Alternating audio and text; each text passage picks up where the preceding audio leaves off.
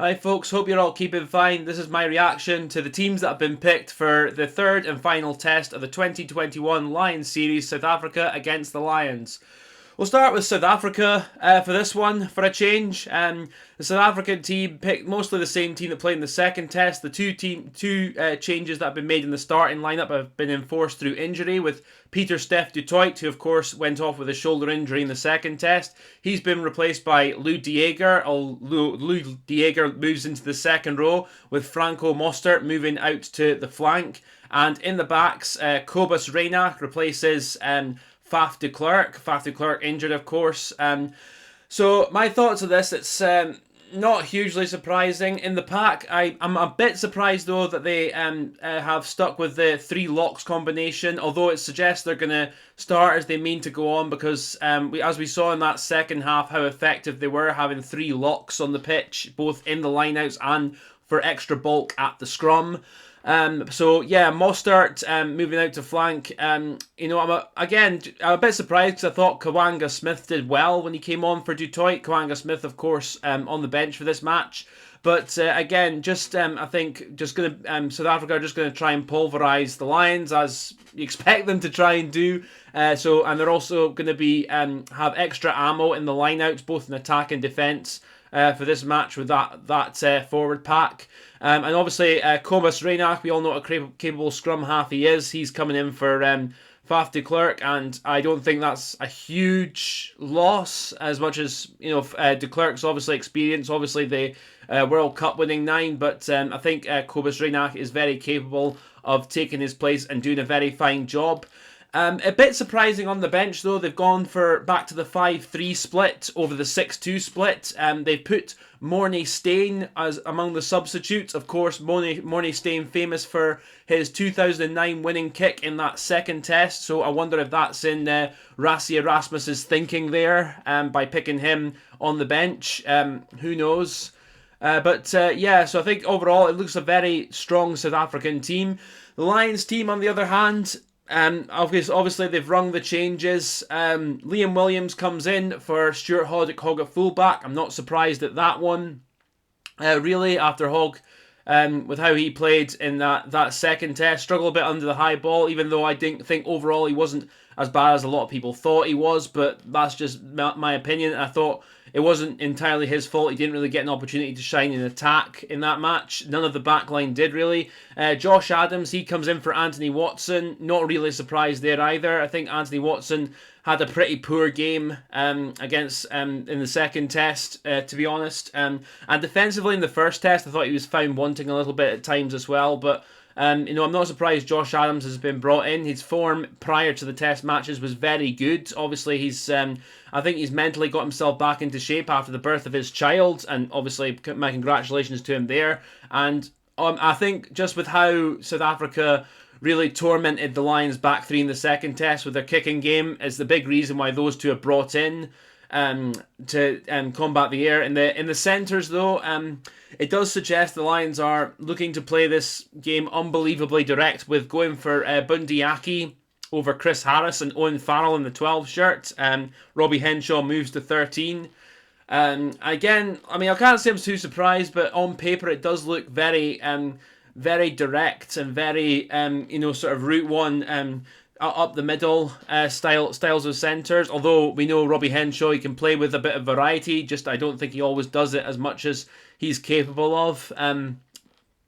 But defensively, I think they're both solid options in those positions. And of course we have when Van der Merwe on the wing, he's more than capable of doing the bash-up work from the wing as well. And keeping Dan Biggar at 10, I'm not so sure about that. I actually, Finn Russell's on the bench for this match. I would have preferred to see Finn Russell starting, because I felt the Lions' attack on the back line, which really starts from 9 and 10, has been quite pedestrian for the first two test matches. So I think it should have been Finn Russell on from the start to give that bit of variety and keep the South Africans on their toes. But who knows, later in the game, it could be Finn Russell that makes the difference between the Lions winning and losing. And Ali Price comes back in at 9. I'm pleased about that, because I think he had a very good first test, and I think he deserves to be the starting 9.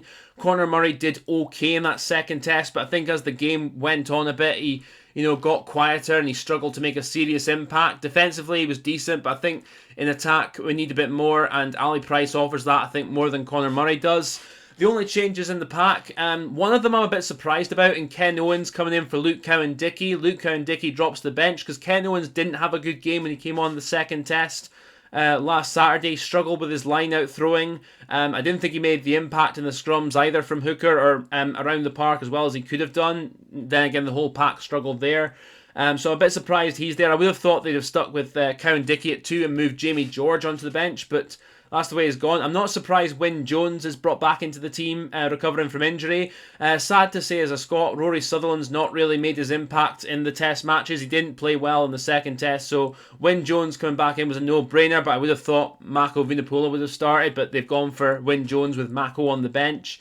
And the rest of the pack is as you were. My only disappointment, really, I have to say, is Hamish Watson not coming in for Tom Curry at 7, because I didn't think Tom Curry was another one who didn't have his best game in the second test. And I would have thought actually Ty Byrne at least would have started in this match, because Courtney Laws struggled in the second test to make an impact as well. But I see Gatland's put a lot of faith in Courtney Laws with his game plan, and if he can get back to playing like he did in the second half of that first test, then it could be a shrewd move. But, and on the bench, the players that have been brought into the bench, Adam Beard, who was excellent since arriving on the tour. Obviously, he was initially replacement for Alun Wyn Jones, but then he's stayed on with the squad and he's done well when he's played. Sam Simmons, not surprised he's been brought in, although it's quite a big call for Gatland to leave out Faletau, because I know Faletau's been one of his favourites for ages, and but to bring Sam Simmons on, I think that could really bring something to the second half of the game if he comes on. I think he could offer a bit more in the footballing skills than Jack Conan, and obviously he's a pacier number 8 than Jack Conan as well, so it could be very interesting if he does come on in the second half. And of course, elsewhere, as I said, Finn Russell is the substitute 10, and again, similar to Simmons, if he comes on the second half, it could make or break the game, I think. I'm a bit, I don't want to say surprised, but I would have thought Stuart Hogg would have been a better option on the bench instead of Elliot Daly as the outside back, because I know Stuart Hogg still has that X-Factor ability. He could come on as well in the second half to bring that impact to the game where need be, and if they wanted to keep Liam Williams on the pitch, they could have moved him out to the wing, but they've gone with Elliot Daly as obviously the versatile outside back, so he's there.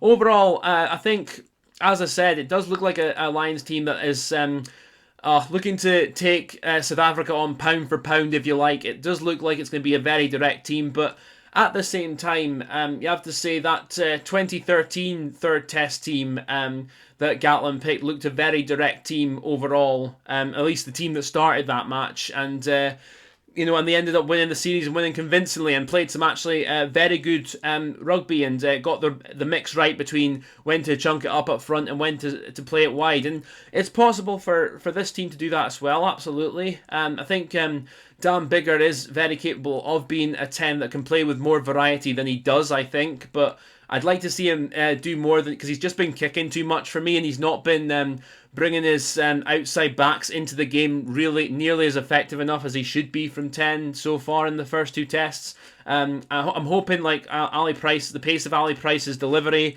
can help there as well. And with regards to how they use Aki and Henshaw, again, on paper it does look like very route one, but I'd like to see, sort of them mix it up a bit. Maybe Aki is the one who gets over the gain line, and Henshaw is then, the one that gives a bit more variety and brings the wingers into play effectively. But we'll see. And from fullback, obviously, Liam Williams, I think under the high ball, I have to say, he after Hogg's performance in the second test, it's not surprising he's there. But I think he will be a bit more solid under the high ball, and in attack, we'll see how it goes. But I think, again, that all depends on the Lions making sure they can get a platform to play from the first week.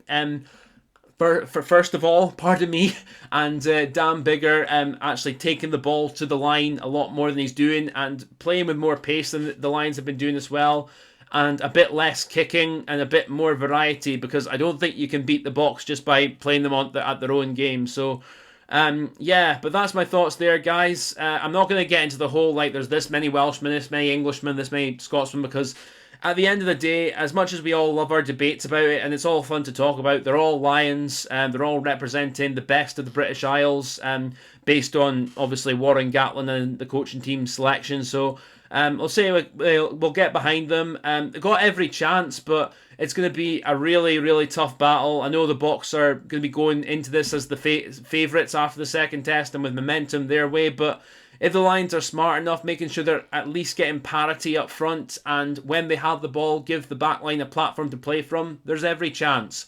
But we'll see the outcome on Saturday. I'm not going to make a big prediction of it, but I do think it's going to be close. So that's all I've got to say here, guys. Take care of yourselves. I hope the test is a cracking game, and I'll catch you later on.